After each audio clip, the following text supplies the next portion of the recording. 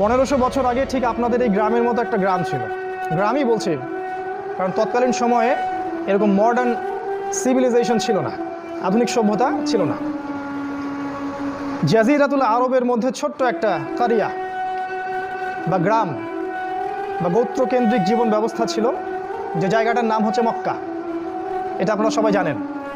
আজকে থেকে প্রায় 1500 বছর আগে, যে যুগটাকে আমরা সবাই এখন বলি আইয়ামে জাহিলিয়াতের যুগ।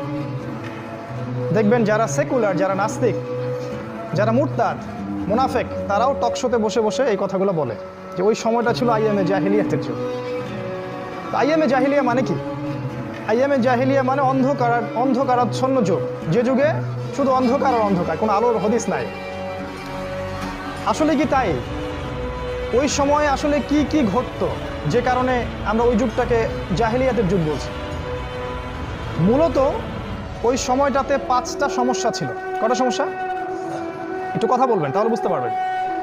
ওই আইয়ামে জাহিলিয়াতের মধ্যে 5টা সমস্যা ছিল, মৌলিক সমস্যা।